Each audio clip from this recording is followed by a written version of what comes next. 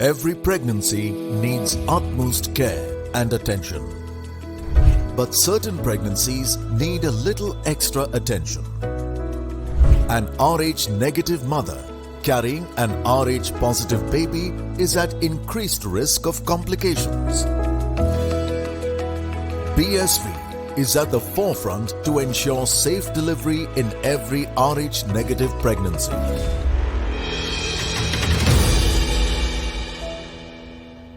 Hello and welcome to the Outside View brought to you by Women's Crick Zone and presented by BSV, Puma, Food and Wellness and MRI Hospitals.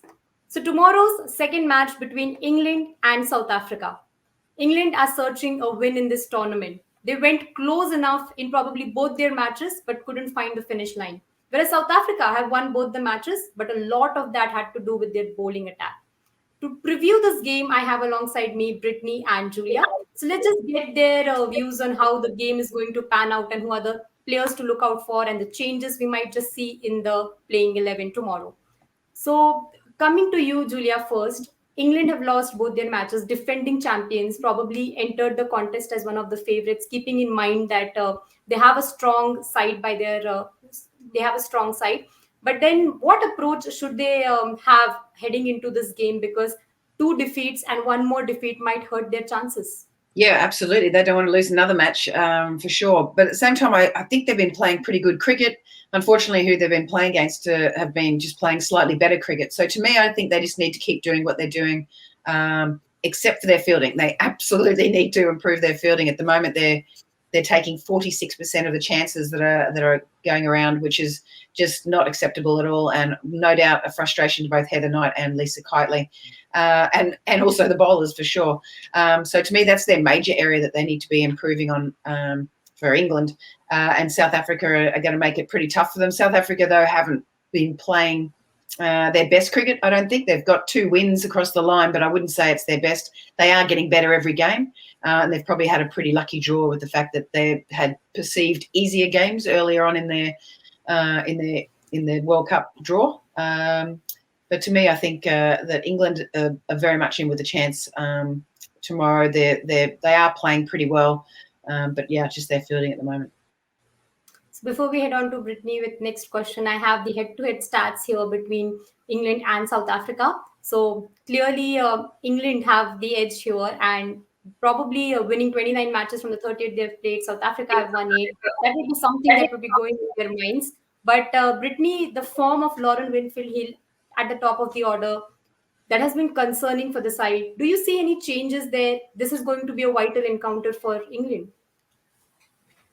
I think if you don't see any changes there, then that will be very concerning for England, because of the fact that there are players in their 15 who are very much capable. Well, for opening, you have Danny Wyatt, you have Amy Jones, who could go up there. So, I mean, I know a lot of us talk about, we're looking at Amy Jones going up there and probably, because she haven't been in the rounds easy either, I should say. So that will be one thing that we'll all be looking forward to if England wants to make any change in their top order. But coming to South Africa's top order now, Laura Wolfart opened the innings with Tasmin Brits in the first match, and then Lizelli, of course, back in the setup. But then if we see at her innings, she played good innings in good knocks in both the matches. But in the first game, Tasmin Brits took a lot of balls, and the dot balls probably created a pressure on Wolfart as well. And then again, in the next game, we saw Lizelli. Of course, she was playing her first game of the tournament. Then probably the nerves wouldn't have settled. But it would be important for someone, for Lizelli to, of course, support Laura Wolfart there. And this pair is a one to watch out for, Brittany, because Laura Wolfart and Lizelli giving the teams a good start would probably take the pressure off from the middle order, and they would come good, because that is something that we haven't seen in both the games. Yes, we know what Lizelli and Laura is capable of, and we've seen against, if you look at the series against West Indies, even though Lizelli wasn't there, we saw how Laura capitalize and steady the innings without Lizelli. Lizelli is the power pack of that opening partnership.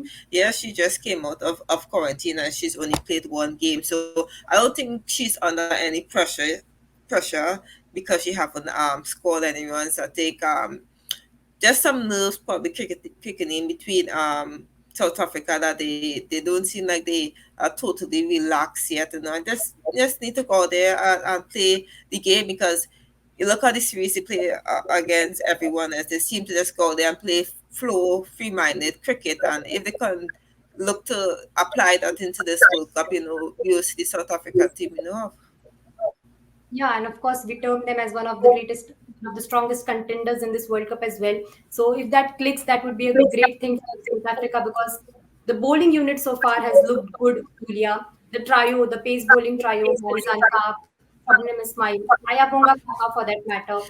Three of them looked economical. Chloe Tryon also, and with the ball. Then, do you think in these two games that has panned out so far, there was an over dependency on the bowlers? Because Dane, in one of our shows, she told that it wasn't fair on the bowlers, that they had not they hadn't had enough to defend, but somehow they pulled out victory for the team. Well, the two player of the matches for them so far have been both bowlers in Ayabonga Kaka with her 4 for 32 in the first game against Bangladesh, and then obviously they had Shabnam Ismail the other day with 3 for 41 against Pakistan, and really got them back into that game because they were struggling a little bit there. So, yeah, the bowling seems to be getting them over the line at the moment. I think they'll be happy that Lizelle Lee is back there. She's only had one game. She'll be fine. We know how well she can hit it. She also loves the bowling of Anya Shrubsong, goes at over 200 against her. So she loves the ball coming into her and belting it over that leg side boundary. So I think between Laura Woolvard, who's been outstanding as we'd expect, and sort of the base around who everyone's basing their innings around, she's been fantastic. I think between the two of them, Tasman Britt's probably looking a little shaky at the moment. She'll have another innings or two in her, but I think someone like Mignon de Prier in the middle order, you want her to start to step up. She's got a lot of experience, a fantastic player, and just hasn't quite found her straps yet. But Sune Luce through that middle order has been amazing as the captain, and really stepped up in the absence of Dane van Niekerk.